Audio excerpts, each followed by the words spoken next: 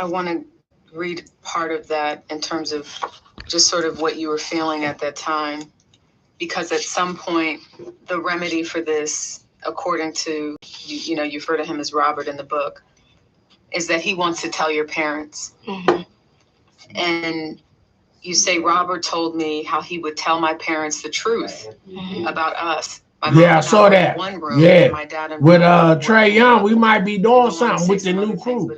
Yeah, yeah, that's what's up. After a while, Dad came storming out of the room, crying hysterically and cursing, saying to R. Kelly, "You're sick. I can't rock with you. I can't." Yeah, I saw that. Is he gonna stay healthy? Yelled at Robert, who followed us into the elevator and was on his knees crying. Man, I'm sorry. I just love her. Right. So the turning point from innocent goddaughter running around just trying to learn the music industry to something more like you're trying to make sense of why he's calling you and saying, you know, what are you wearing? This type of thing. To now you're confronted with something that's out there and he's saying the solution is just tell them. I know it looks crazy, but I believe you're my angel, as you refer to in the book. And your dad initially is upset. He's crying. He's confused. He doesn't know what's going on. Why wasn't that the moment when you look back where you were not allowed to see R. Kelly anymore, be around him? Take us to why it was so complicated for you and your family and what you said to your parents. It was very complicated. My dad wanted to make the right decision and he was not okay with anything that took place. I was more under Robert's brainwash. I was more under his spell, and he utilized me against my parents, making threats of suicide and doing different things out of desperation to convince them to not turn on him. And because I had been groomed for so long to carry out this mission and also not want that girl on the videotape to be myself, I thought, and are you listening to this? You know, so this was a pattern that he was on. So, you know, so what, Aaliyah? And I ain't even gotta say allegedly, it's already out there, you know. So now this girl is speaking and she was saying that Sparkle, which was her aunt, was right that something was going on. And she was telling her parents, y'all need to go see what's up. Because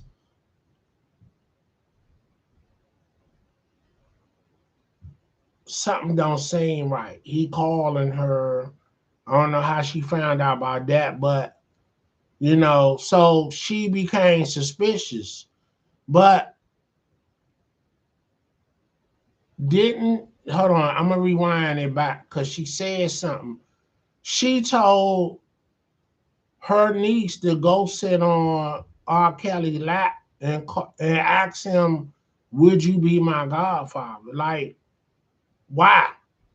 Why would you do that? So something don't sound right.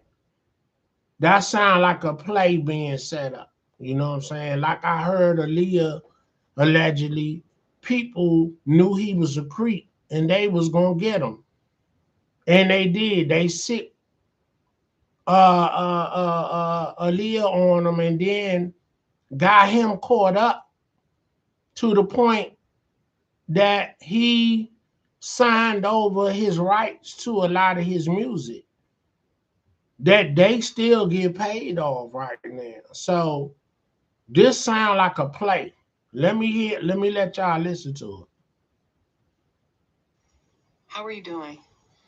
I'm doing well. I'm doing well. Feel present. Mm-hmm. When I think about the amount of time that has passed based on how long you knew R. Kelly, I think so many people have wanted to hear from you for so long. How does it feel to not be Jane Doe anymore? It feels very rewarding. It feels very liberating, um, which was a part of the reason why I wanted to write this book, because I really wanted to live in my true skin, in my true self. And your true self today is what? My true self today is Rashona Landfair, not Jane Doe, not Sean. It's who I am as a person, who I am as a mother, a friend, a daughter, a colleague, etc. You dedicate this book to your dad, your son, and you say your inner self. Mm-hmm. Who else would you say this book is for? This book is for every person who has gone through some sort of trauma or some sort of uncomfortable moment in their life where they blame themselves, were ashamed or embarrassed to live in their true skin, and just really took the faults of other people and, kind of hid behind that. So it was just really freeing for me, and I wanted to share my experience with people who have been in similar situations. You obviously talk in this book about how it's. Yeah, I know Monica Lewinsky wrote a book maybe last year ish and just came out about the affair with President Bill Clinton. And, so do I blame these young girls? No, because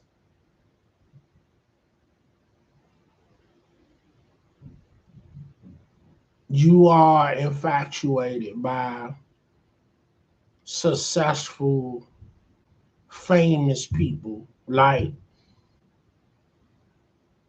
for instance, if Beyonce was my teacher and I'm 12 and she persistent trying to get to me, you know, I know that's wrong, but in a young 12-year-old mind, that's not wrong. You know what I'm saying? And then we so messed up as society, we will, for guys, we will feel like, oh man, that's Beyonce. That's my favorite teacher. You get kudos for that as a boy, but let that be a man touching on a young girl that's 12. We ready to go get the strap, and we're gonna burn this house down and all that. So it gotta be both sides of the fence that is wrong. You know what I'm saying? So yeah, so I just wanted to put that out there. Started. You don't start at the moment people start talking about you or knowing anything about who you are and who you're associated with. But you describe at length how it started. You mention your aunt, the artist Sparkle, who used to work with R. Kelly. I want to read some of it from, I think it was page 18. You say in the book, the next time we're at the studio, this is what you say, Sparkle said. You say your aunt told you the next time we're at the studio, you should ask Robert to be your godfather. Aunt Sparkle explained that I should sit on his lap and rub his head while I asked him to be my godfather. This instruction seemed sort of weird since I hadn't sat on his lap before, but I didn't question it. When you think back, is that where it all begins? Is that the start? That is the start. That is the start of him entering into my life in a different way than just being an artist or hanging out at the studio. It became more personable at that moment. Because you yourself were an artist. You were a part of a rap group. You had toured Europe. You'd been to Europe. So what do that sound like? So did Sparkle set him up, knew he was a creep or alleged creep, and I'm gonna blackmail him to make me some music, or to work with me, or, whatever that you can imagine, that what can benefit from you telling him to sit on his lap and rub his head and ask you to be your goddaddy. Why would a aunt say that if she wasn't trying to plot on a move or a situation? You know what I'm saying? I'm like, you know what I'm saying? Y'all chime in and let me know, what was the move. This is what she's saying. Her aunt told her to sit on his lap. So now you letting this joker, you know, basically feel on you. He done got hard and got a boner, and now he lusting for this young girl, 14. You know what I'm saying? That's just filling out. She probably was a virgin. Like, come on, man. Come on. Wow. Wow. You know what I'm saying? But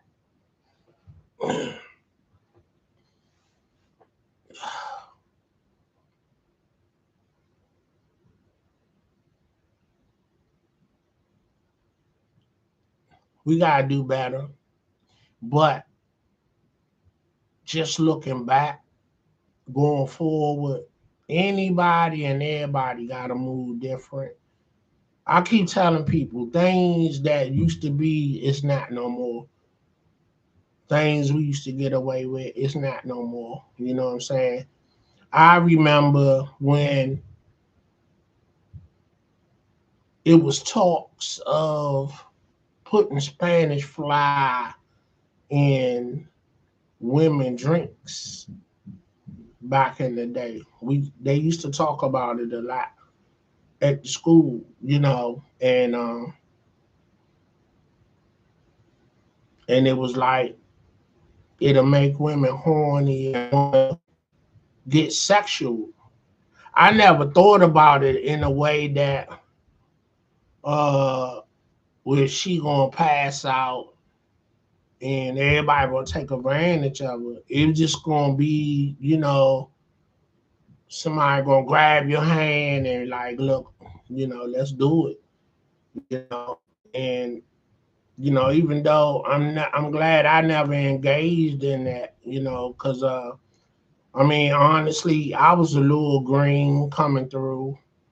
I think I really got my swag on 100% when I was a senior in high school. No, I'm gonna say a junior. I'm gonna say a junior. You know what I'm saying? I think my swag was on you know a billion in 11th grade. I couldn't walk from one end of the hall to the other without dapping, hugging on the honeys, and I was popular, and I played football, and I was best dressed. We're one of the best dressed dudes because, mind you, we in the era of Rafer Edmond and his runners and folks that was getting money. You know what I'm saying? And uh, and what was crazy, I tell people, I worked. I had winter jobs. I had summer jobs. I used to save my money, and then I'll go and buy the flyest school clothes for the year. And then I was good at gambling. So I tell everybody, I used to hustle the hustlers, meaning I used to gamble them jokers that couldn't gamble worth shit. And this was my claim to fame right there. It was nothing, and I'm not exaggerating. At least, and that ain't a lot of money. I'll get 300 off a joker during the week.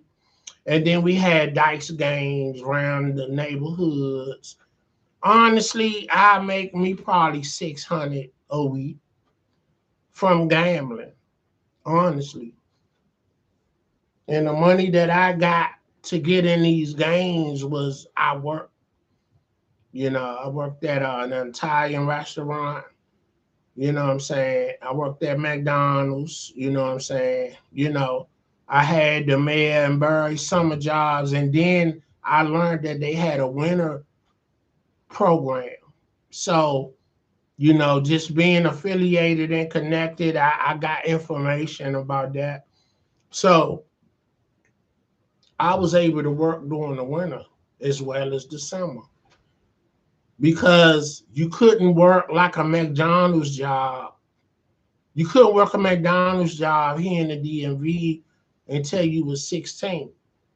You know what I'm saying? And I wonder if they had allowed kids to work early on, would a lot of people would have been in the streets like they was because I want to think that a lot of us kids would have got jobs instead of going to the streets. You know what I'm saying? If they had allowed us to work. But I get it.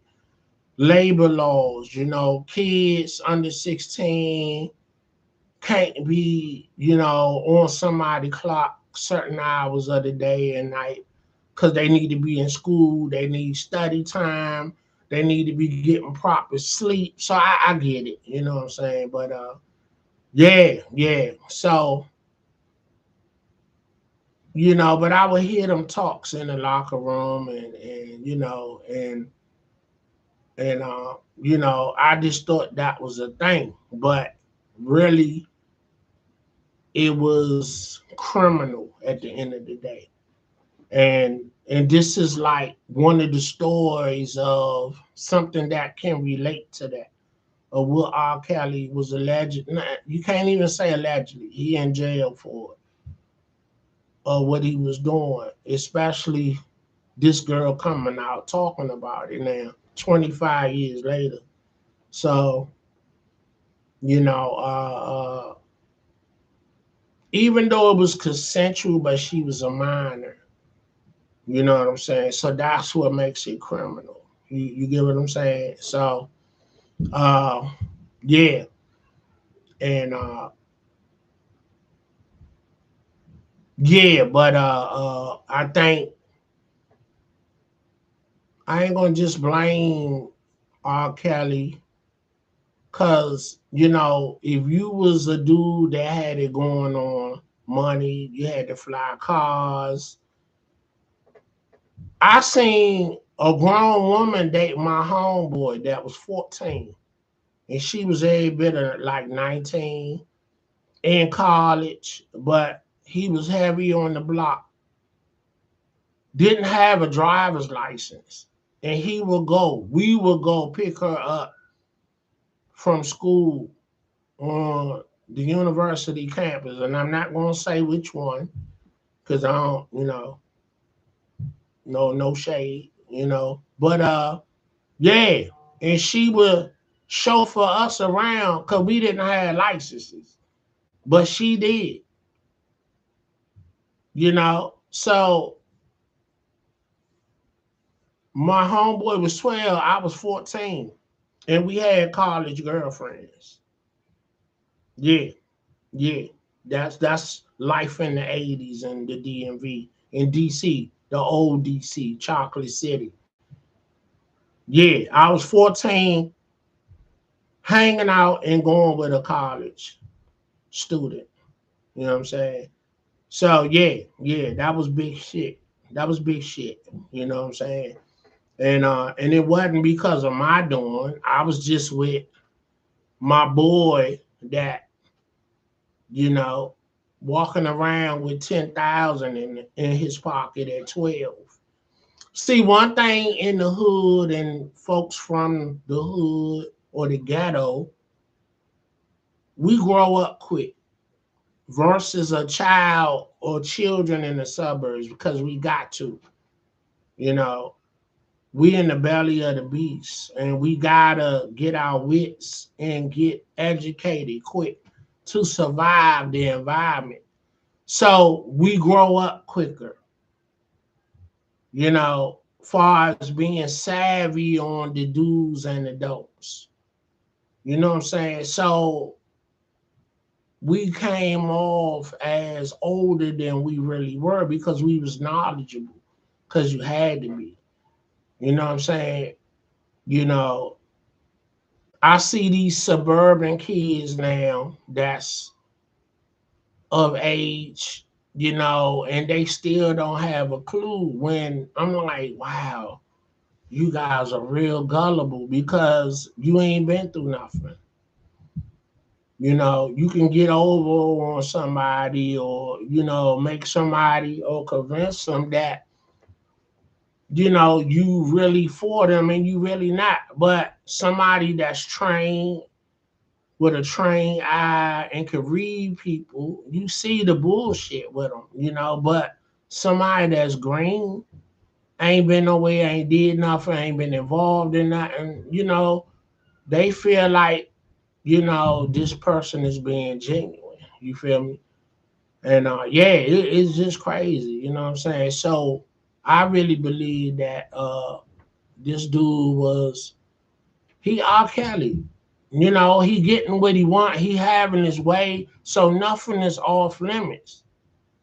But see, I think what really got him messed up, it's a video out there. He smoking on a cigar and he bragging. He say, yeah, they've been trying to get me for 20 years and I'm still standing. Like, whoa, you really want to be saying that, champ?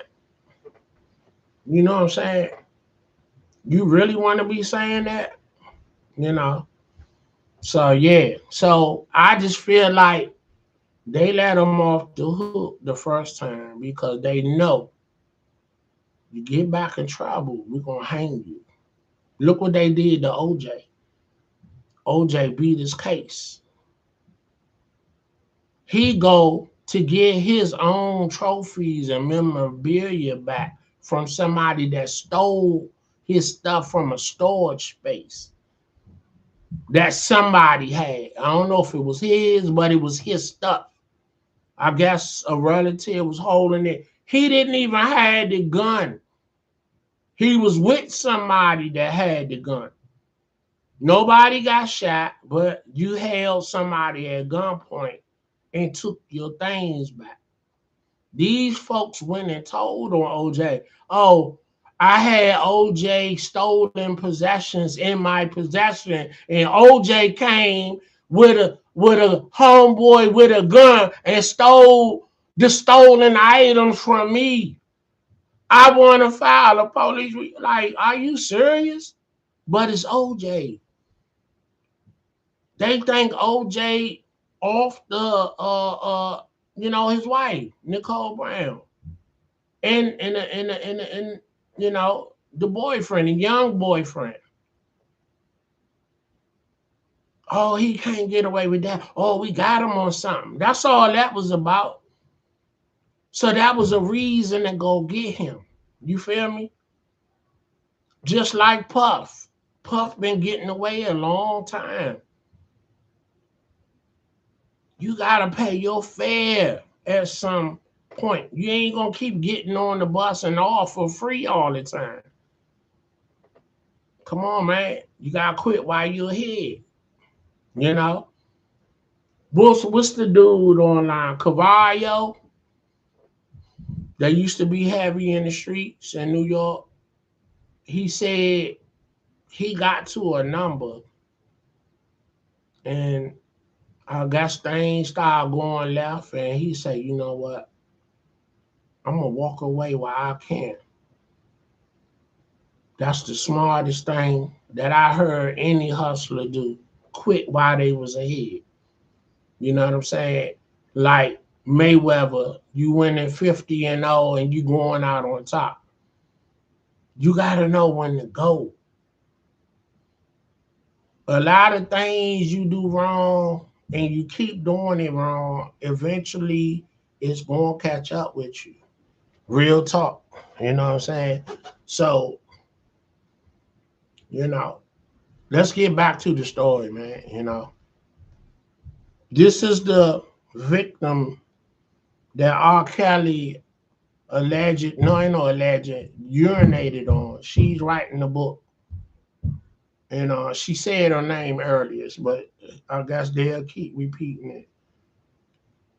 Let's go back to her name. How are you doing? I'm doing well. I'm doing well. Feel present. hmm When I think about the amount of time that has passed based on how long you knew R. Kelly, I think so many people have wanted to hear from you for so long. How does it feel to not be Jane Doe anymore? It feels very rewarding. It feels very liberating, which was a part of the reason why I wanted to write this book, because I really wanted to live in my true skin, in my true self. And your true self today is what? My true self today is Rashona Landfair, not Jane Doe. Rashona It's who I Landfair. am as a person, who I am as a mother. That's her a name. Friend, the, a daughter, the little young a colleague, 14-year-old R. Kelly You peed dedicate on. this book to your dad, your son, and you say Rashonda your inner self. Landfair. Who else would you say this book is for? This book is for every person who has gone through some sort of trauma or some sort of uncomfortable moment in their life where they blame themselves, were ashamed or embarrassed to live in their true skin, and just really took the faults of other people and, kind of hid behind that. So it was just really freeing for me.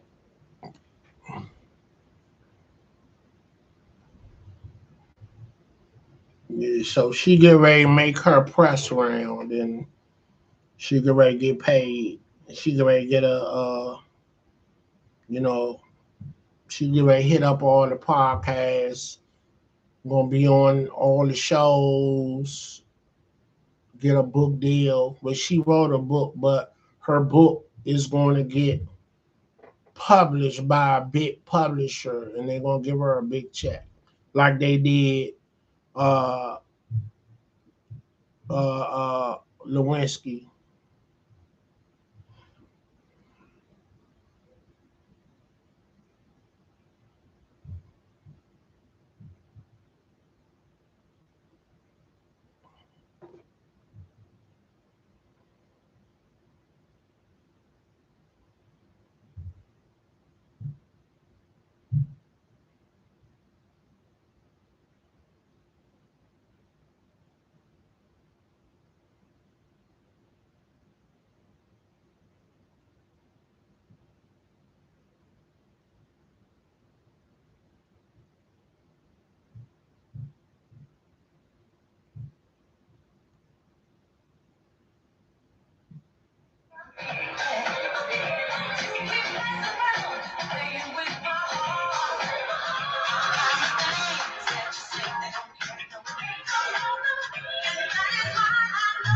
Linda Clifford.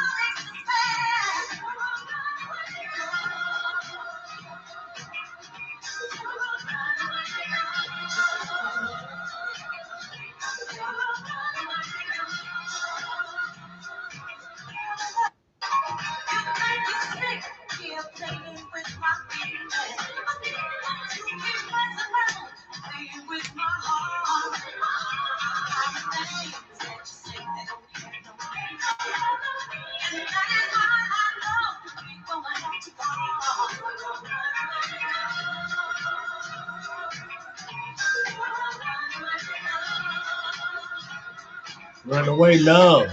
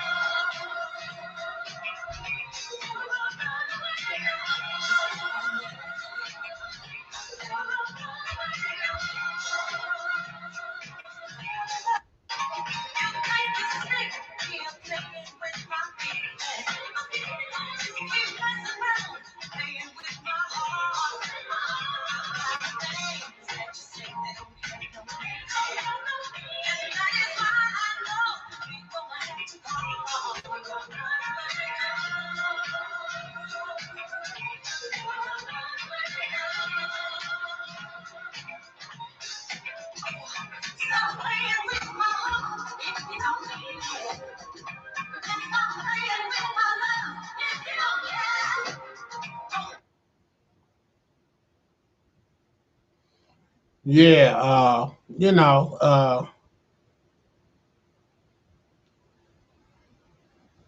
you hearing the latest that you know, they're trying to poison R. Kelly because of the fact that you know, they owe him money. You know, they got it wrong. They don't want him to come out and really expose what's going on. Let me try to find a little bit of that. You know.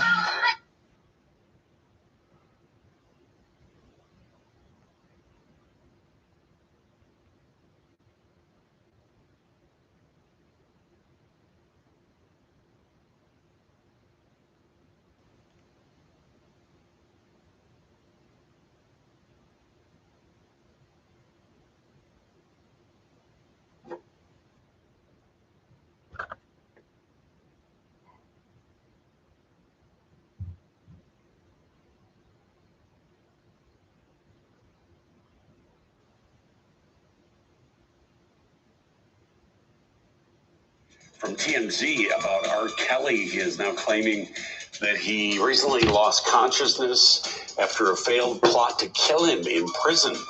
R. Kelly's lawyers say that the singer was placed in solitary confinement last Tuesday, and that came after they filed an emergency motion claiming that 3 Bureau of Prison officials plotted to have another inmate kill him.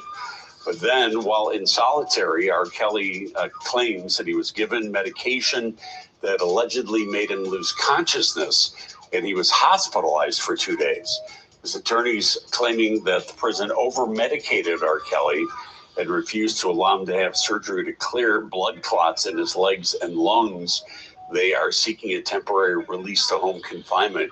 Kelly is serving a 3-decade prison sentence for racketeering and sex trafficking. On my Dean's. Wow, that is crazy.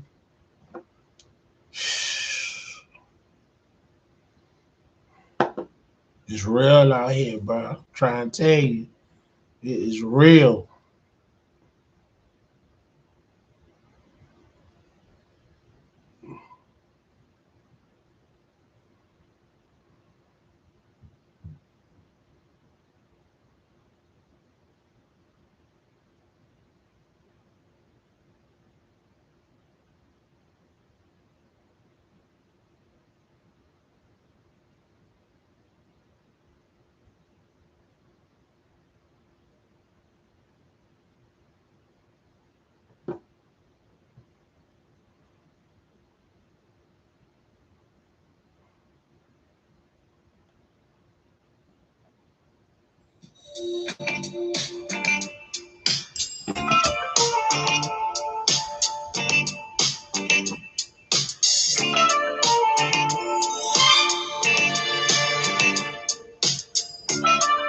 What song is that from?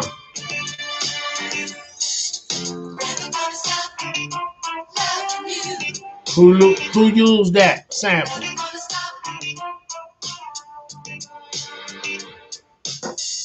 Y'all should know it by now. I play it often enough.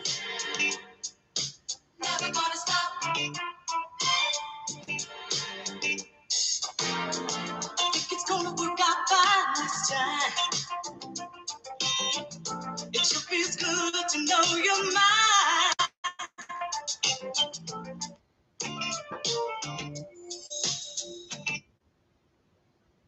That sample was used by Tupac on All Eyes on Me. The artist's name was Linda Clifford, who was a R&B disco star. No, she was a disco star back in the 70s. You know what I'm saying? So, you know, it was just real amazing to know that pop artistry was like on another level, that he would go back to 70s music and listen to these kinds of records, disco records. You know what I'm saying? Uh, so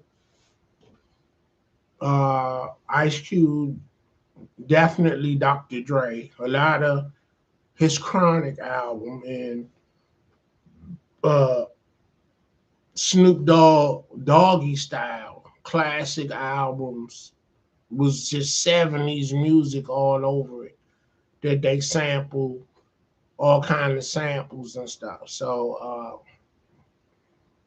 you know, yeah. So you know, but I didn't see this coming from left field because I didn't even know who this Linda Clifford was, and so I love YouTube and the internet, the streaming, because everything is on it. It's like a time machine.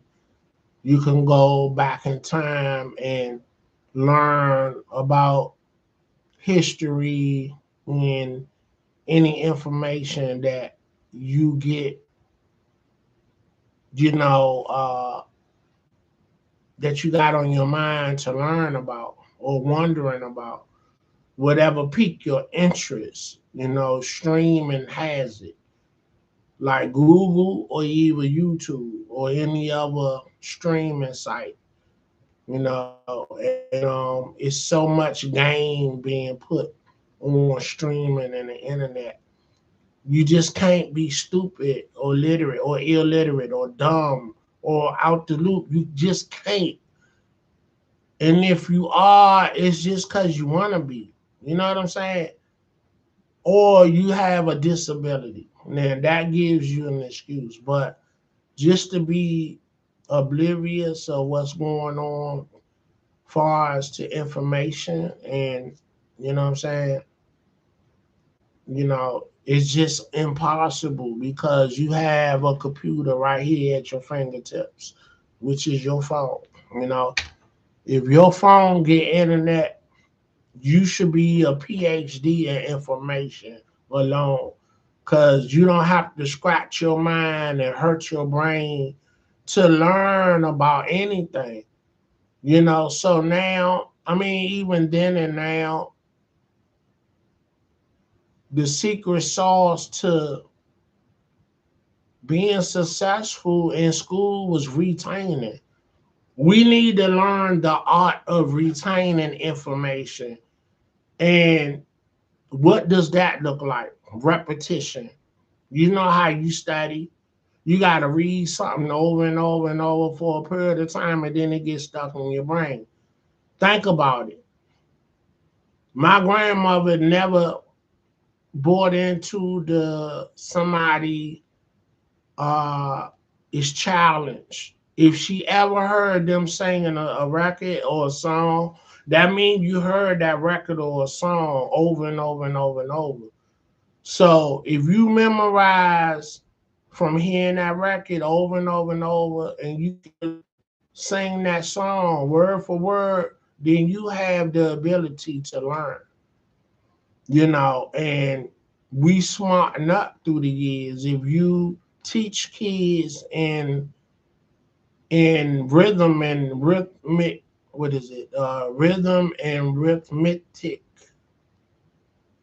I don't think I'm saying that word right, but let's just say rhythm. If you teach kids in rhythm and rhythmic, okay, I'm gonna leave that word alone because Basically, if you teach is in a music sequence, let's say that, you know, I'm trying to say a word, but I think I'm chopping it up. But if you teach kids or anybody to music, rhythm, and music sequence, people learn things better. Let's be simple with it. The ABCs. A B C D E F G HIJKLMNOP. Okay. All right. We learned that first grade. So here's the thing. When you put the alphabet board in front of a child and you tell them point to A, B, and C, they'll look at it. So you gotta align the song up with the actual letters. You know what I'm saying? I did that to my great nephew. I say, show me A, B, and C. And he looking at me like, I say, do you know your ABC? He said, yeah. A, B, he's singing it because that's how he learned it. I say, well, go with, I say, take your time, pronounce each letter you're saying. And I start making him point at it as he say it. I had a board up and he was touching it. A, B, C, D. So now he's visually seeing what A, B, C, D, E look like instead of just retaining it. So, yeah. So, you know what I'm saying? And I say the same thing. If you're not, you know, challenged by what, you know, by a medical professional, you know, nobody is going to tell me that you can't learn. It's how it's being taught to you and the way it's being taught to you. That's what limit your learning ability. But repetition of anything. That's why you go, you warm up and you practice before you get on the court. That's why they have shoot around. That's why when you play baseball, you hit around before the game. You get loose, you get warmed up. You know what I'm saying? You out there running routes before the football game. You know, you got to get loose and warmed up. So everything you practiced on once the competition starts, now let's see how effectively you can put it into motion on a high fast level. You get what I'm saying? So yeah, you know, so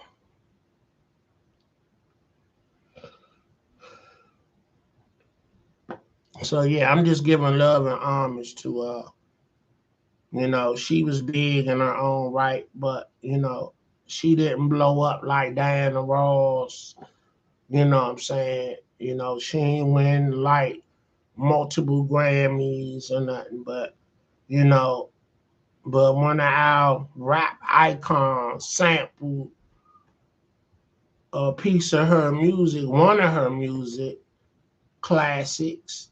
So she'll be from forever remembered from that sample itself, which makes somebody like me want to deep dive into what the rest of her music sound like. So y'all go and research Linda Clifford. And she was from the 70s, the disco era. That's where she made her mark. You feel me? Putting y'all up on game. All eyes on me.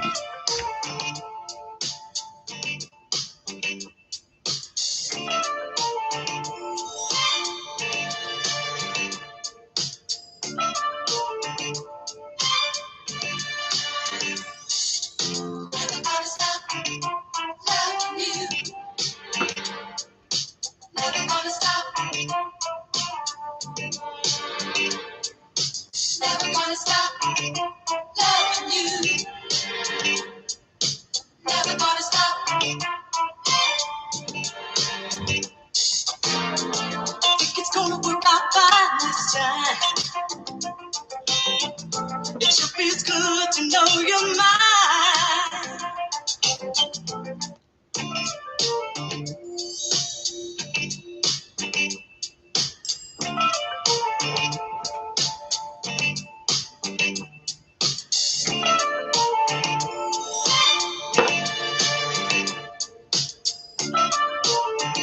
All eyes on me.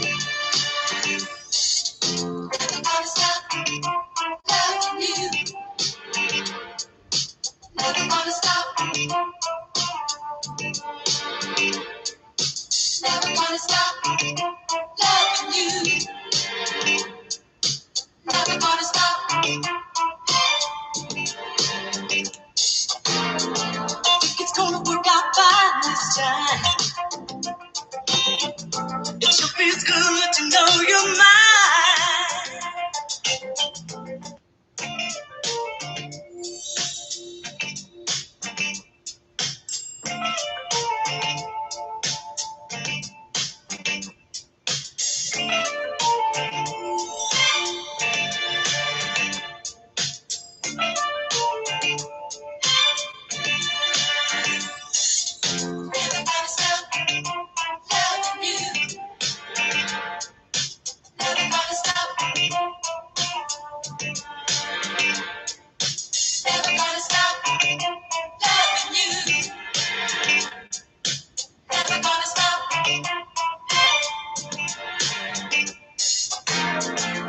It's gonna work out by this time. It sure feels good to know you're mine.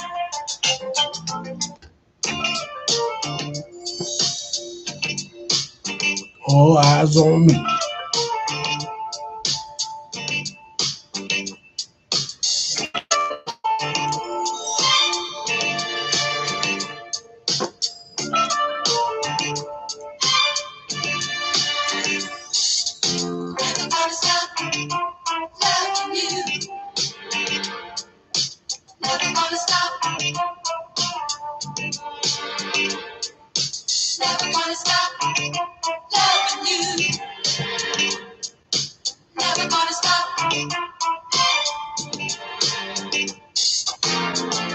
It's gonna work out by this time.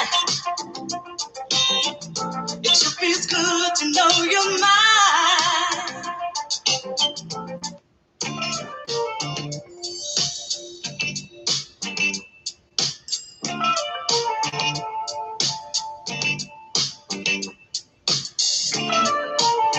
All eyes on me.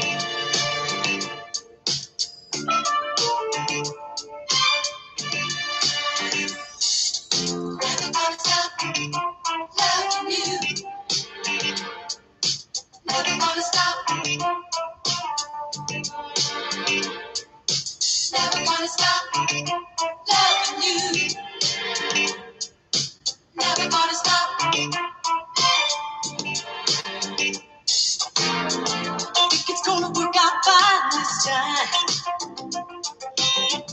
It sure feels good to know you're mine.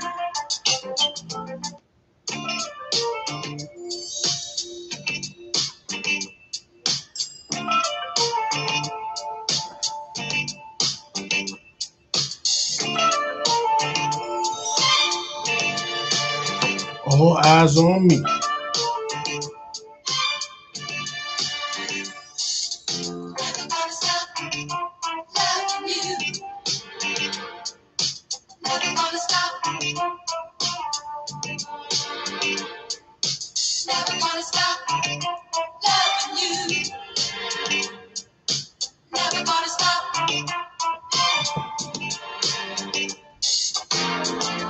It's gonna work out by this time. It sure feels good to know you're mine.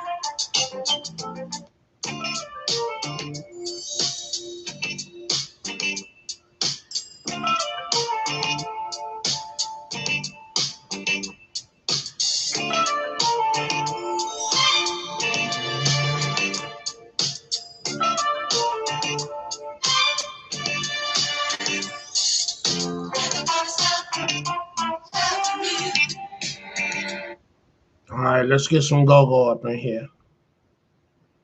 You know what I'm saying? You know how we give it up. Y'all already know.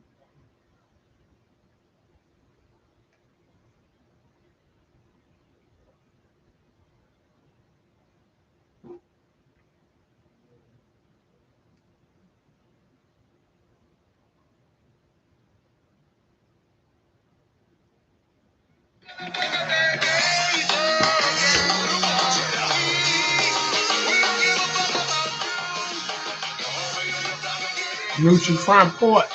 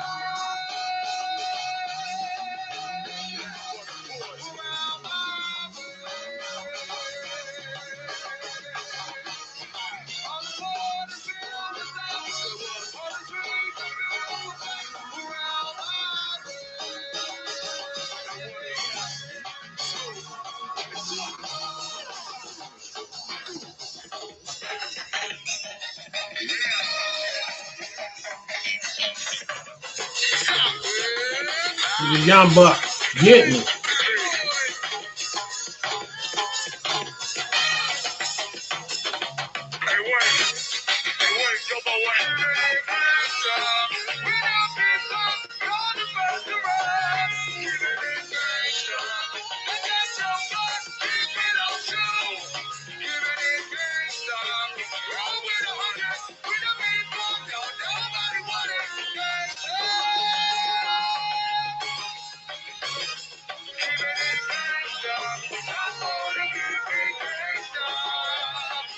A Greg Grant song right there.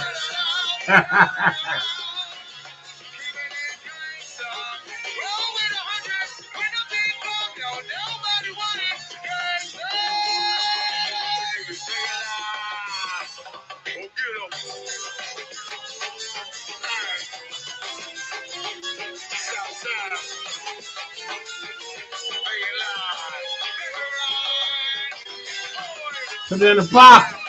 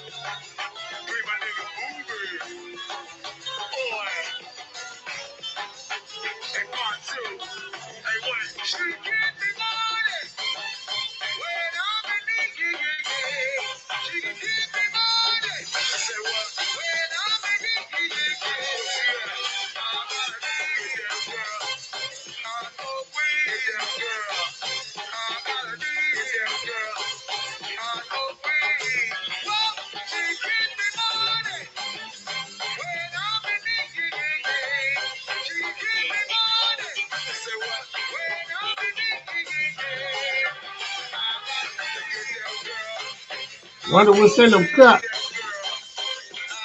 I'm gonna say some hen dog.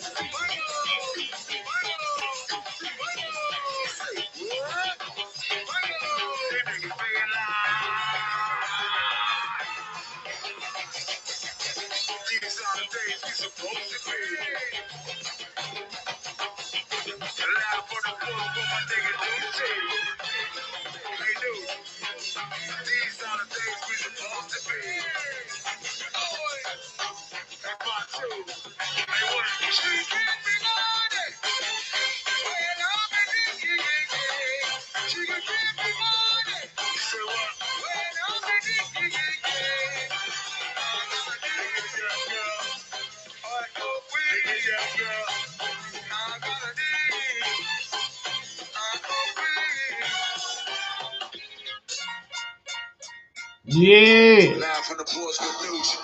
Funk that jump. Any of you out of town that's come to DC, you need to go to a go-go. That's all I'm going to say. This your boy Big Dave, Streets Finest. Signing all. You like, share, subscribe. You know what it is. Let's go. Happy New Year, 2026. Don't get tricked off the streets. Big Meech.